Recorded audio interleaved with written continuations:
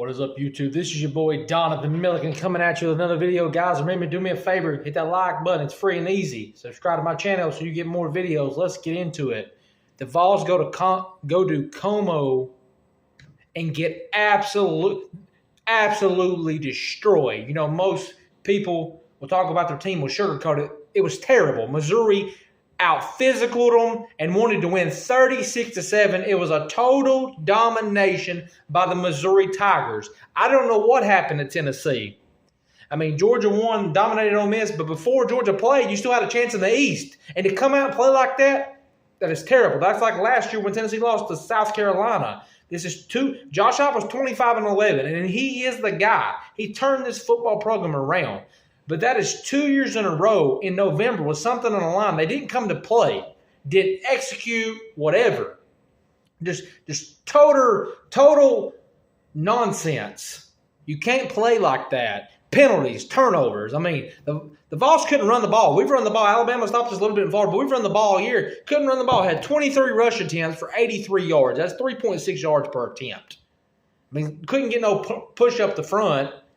And just couldn't run the ball. Outside, inside, it didn't matter. Missouri was stopping it all. I mean, just a total lack of effort, lack of discipline. Didn't have your pads right, whatever. Just shameful. Just shameful.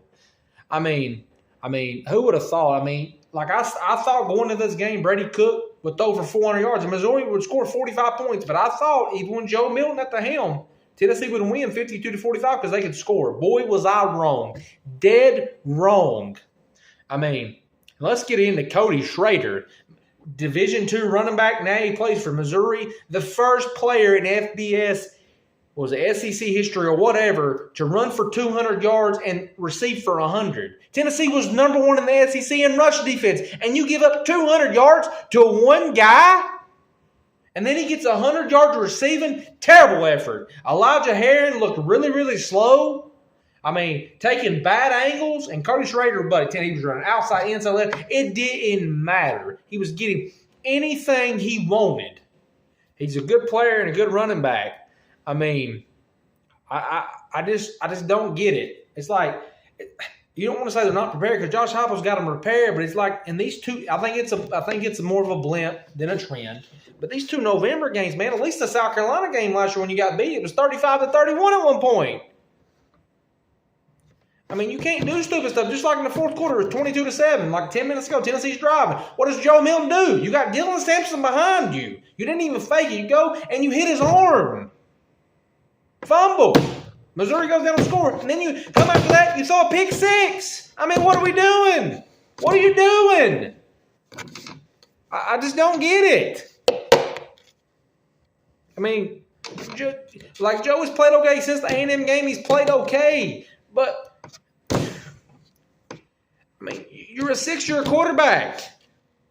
Like, get it, man. It's like Joe plays good and he don't play good. You shouldn't be asking that out of a 6-year quarterback. You should expect that. When I go outside, I expect the grass to be green and the sky to be blue. It shouldn't be much for a 6-year quarterback. You expect him to play well. Just the kind of thing, you can never win a game because of Joe Milton. Period. We've took up for him, but I'm ready to see Nico. You're 7-3. All your championship win opportunities are out the window, and they're gone.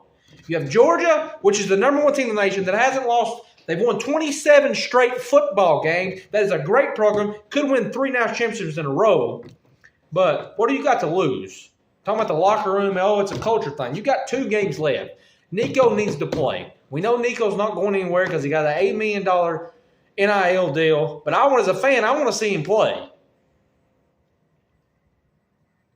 So, you never win a game. Then in the first half, it was 10-7. Tennessee was driving. Should have been 10-10. Jalen Wright gets hit and fumbles. Just wasn't a good day. The referee in every football game, we'll talk about that for just a second. The referee is inconsistent every game. I mean, the Alabama-Kentucky game, let's go to that.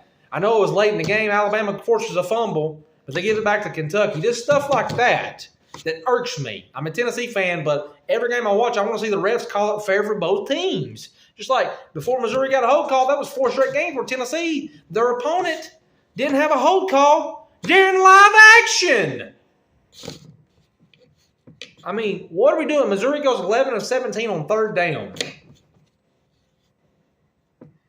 11 of 17 on third down. I mean, you better bring that pride this week. Georgia's not going to feel sorry for you. Georgia's not going to feel sorry for you at all. They're hunting. And you better get back off the map starting whenever you come back in the building. Monday, let y'all chop or whatever. Whoever it is, y'all better get back and have some pride. Because if you don't, Georgia's going to embarrass you. They're going to embarrass you. Just a shameful effort. No sugarcoating. Very terrible. The ball's better come to play. Guys, anybody that watches my videos, I appreciate y'all for liking, subscribing. Just starting out on YouTube. I appreciate every one of y'all. Remember, y'all have a good day. And remember, go Vols.